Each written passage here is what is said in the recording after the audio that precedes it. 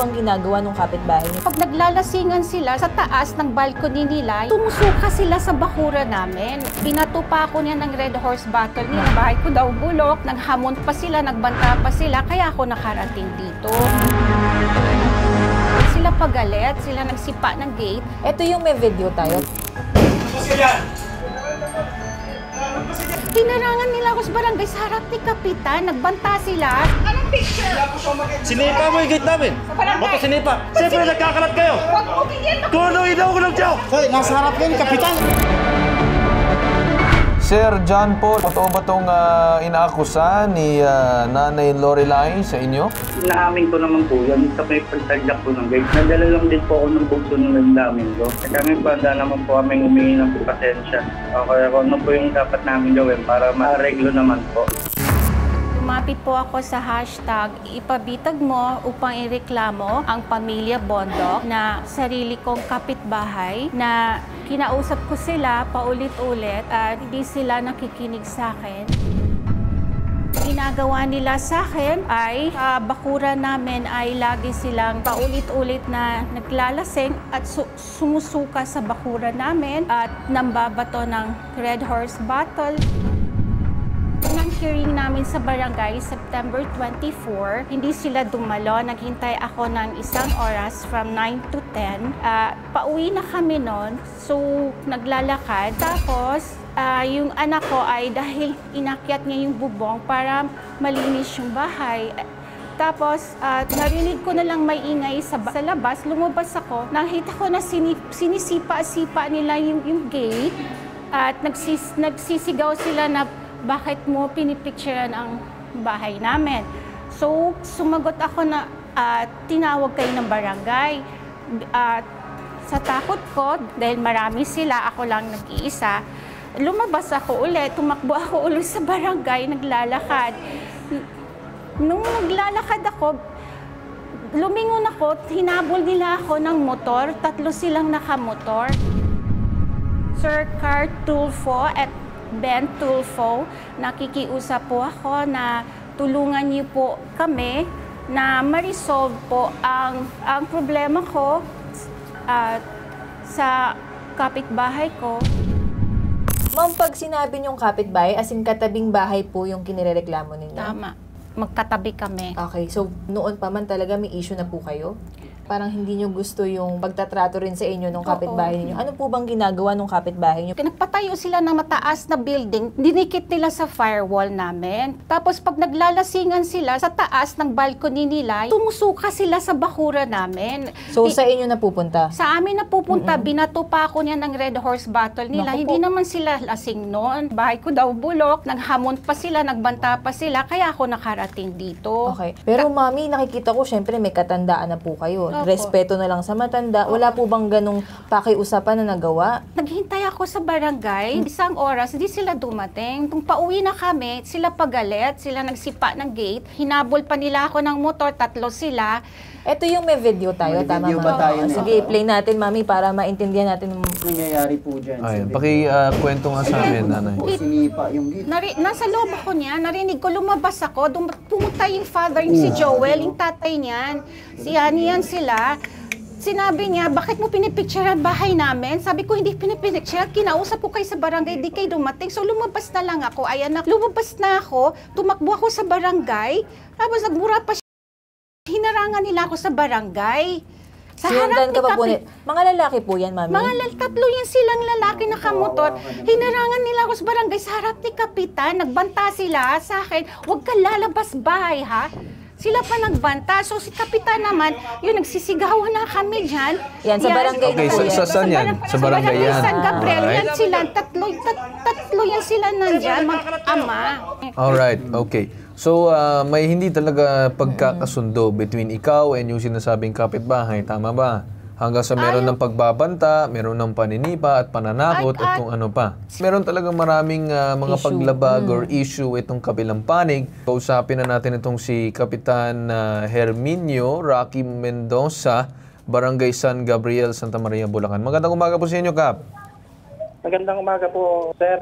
Eh yan nga po isang problema namin sa barangay na ginagawa po namin ng paraan na magkasundo lang. Kasi po, magkapit-bahay sila, wala pang magtutulong ang iba, kundi po yung magkakapit-bahay. Pinatawag na namin silang pamilya, nagkaharap na po sila sa barangay. Pagka po hindi namin maayos, bibigyan na namin sila ng referral, maiakyat nila sa mas mataas na tanggapan. Nagawa niyo ba ng paraan o hindi? Eh yan po, pinagharap namin sa barangay na nag-usap sila na hindi sila nagkasundo. Wala akong... Alright, nung hindi sila nagkasundo, Kap, anong ginawa ninyo? Pagkatapos ng usapan namin, pinapipirma po namin sila sa katitikan na hindi po pumirma si Ma'am Lorelei sa kasunduan. Anong nakasaad dun sa kasunduan? Na yung lahat ng mga inirelease kami ni Ma'am na mga nakasabit na mga wire sa kanilang firewall ay tatanggalin na. At yun naman po ay nagawa na ng paraan ng barangay na naipatanggal na sa kanilang lahat. Pwede nyo bang i-confirm sa amin, Kapitan? So, sa lahat po ng cases, si Nanay Lorelei po ang nagpapabarangay dun sa kabilang panig. Eh, talaga daw pong puro si nanay ang nagpapabarangay. Paulit-ulit lang yung kapitbahay dun sa pang-ano nila dito kay Nanay. Sa sumbong po niya, parang gano'n po ang lumalabas na pangyayari. Kapitan, parang ang pangit naman tingnan na sa tanda ni Nanay, nakita namin yung video, pinagsipaan pa siya ng gate. Yung po sa pagsipa ng gate, pinagmulan niya na yung umakyat po yung anak niya sa bubong ng bahay nila, tapos pinicture yung loob ng bahay ng pamilya Bondok. Nagalit yung bata.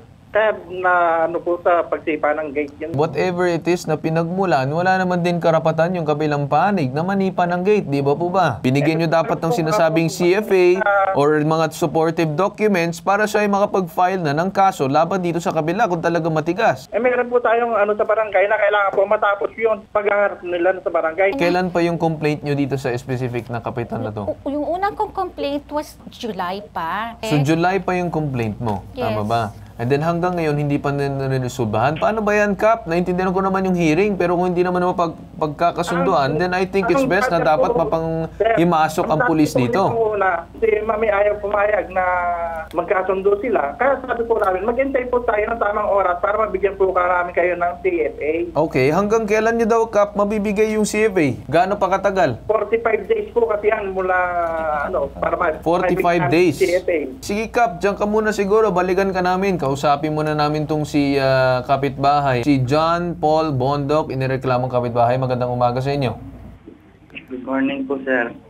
Sir John Paul, matanong ko lang sa inyo, totoo ba itong inaakusa ni Nanay Lorelei sa inyo? Hindi naman po ako talaga ang kaaway niyan. At nung umaga po, nag-e-exam po ako, nagulat po ako dun sa anak niya. Umakyat po sa bubong. Alright. Then pinicturan po yung loob ng bahay. Tapos kinausap ko po yung anak niya ng may naon, bakit mo pinipicturan yung bahay namin? Hindi po siya sumasagot. Pumunta po dun siya sa gitna ng bubong nila, patuloy lang po ng pagtatablet. Tapos tinawag ko po ulit siya, hindi na naman po sumagot. Dumiretso na po siya ng baba, binaba ko po siya, ano po yung pinipicture nyo? Hindi po siya sumasagot. Inaamin ko naman po yun, sa may pagtagdak po ng gate, kasi nga hindi po siya sumasagot. Ay malay ko po kung ano po yung video na yun. Nadala lang din po ako ng bugso ng damdamin ko. Totoo ba na may mga dumi at mga bagay na napupunta sa kabilang kapitbahay? Hindi po. Yung mga bote po nung alak po, nandito po sa may balcony po namin sa taas. Wala po dun sa bubong nila. I'm seeing na hindi nagkakaroon ng responsible na paglilinis ng inyong mga kalat. So ano magagawa nyo, sir? Siguro para maiwasan na yung sa susunod na ganitong klaseng estilo na kung saan nadadala ng bugso ng damdamin, naninipa ng gate, and then nagkakaroon ng pagkakalat ng kanilang mga pinag-inuman dun sa kabilang bahay, and then meron pang pagsusuka. Hindi na po namin ulit. Lilinisin na lang po namin. Kami po, handa naman po kami humingi ng pasensya. Okay, ano po yung dapat namin gawin para ma-reglo naman po. Nanay, ano ang dapat nilang gawin? Para hindi na maulit yung mga nangyayari, ililipat yung power pole para hindi na nila magalaw. Pati yung gate. So, yung mga damages nila, yung mga butas nila na nandun yung power line sa ilalim namin, ayusin nila. Yun ang hiningi ko sa barangay na ayaw nila. Sir, narinig niyo ba yun? Apo, gagawin na lang po namin para ma-reglo na po. Okay, sir, gagawin nyo yung mga hiling ni Nanay Lorelei. Pagkakaubaya ko dito kay Kap Herminio, na dapat tuparin ninyo ang inyong sinabi ngayon sa ere. Tandaan niyo, sir, na tayo din ay naka-live at naka-tape to. So kung ano ang inyong sinasabi, dapat inyong gawin. Tama po ba? Apo, sir. Ibalita mo sa pamilya mo ang pinag-usapan natin ngayon at aasahan ko na gagawin mo ang parte mo. And gusto ko, sir, na yung kasunduan na pinag-usapan natin ngayon ay mailagay sa barangay kung ano yung pinag-usapan ninyong dalawa, alright? Okay po, sir. Alright. Kap, nandiyan ka ba? Apo. Alright, Kap, ganito, may assignment ako para sa'yo. Isulat sa kasunduan itong sinasabi ng kabilang panig na si John Paul na gagawin daw nila at gagampanan daw nila ang kanilang trabaho, which is yung hinihiling ni Nanay Lorelai. So, Kap, asahan ko yung magiging kasunduan na yan, and then manghihingi kami ng update na dapat mapadala din sa amin yung magiging kasunduan. And also as well, if ever, Kap, na maulit yan, sabihan nyo kami kasi meron kami pinag-usapan ngayon sa ere. Okay po. Salamat Alright. po.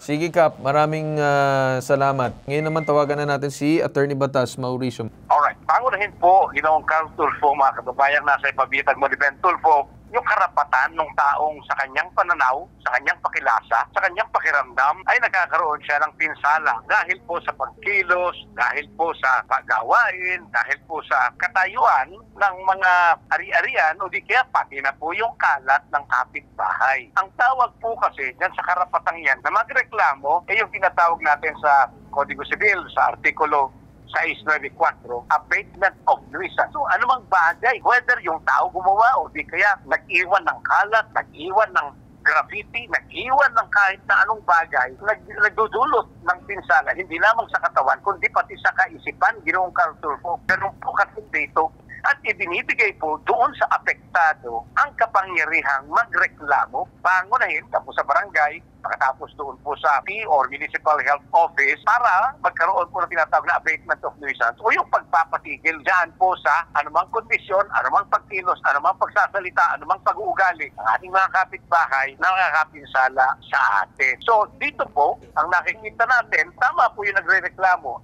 Tama din po yung nagdodokumento, yung kumukuha ng litrato. Hindi po yan may tuturing na data privacy violation. Meron po kasing paglabag sa karapatan ng tao dahil nga po nagbibigay ng pinsala yung pagkilos, yung kung anumang kalat sa kapitbahay. Kung kukuha po ng ebidensya sa pamamagitan ng video, sa pamamagitan ng litrato para magamit sa layuning mapatigil ang pinsalang ito, hindi po yan paglabag sa Data Privacy Act. Yan po ay karapatan upang mapatunayan ang reklamo ng isang napinsalang kapitbahay. Actually, Attorney, bago ka namin tinawagan, nagkaroon ng panibagong development kung saan nag-agree yung kabilang panig. Nagagampanan nila ang kanilang responsibilidad. So, nanghihin ng pasensya, itatama daw nila. So, para sa amin naman, we were like, okay, sige, pagbibigyan namin ng pagkakataon, pero gusto namin na maging witness si Kapitan at magkaroon ng kasunduan on black and white. Then, we would encourage also si Ma'am as well, if willing siya na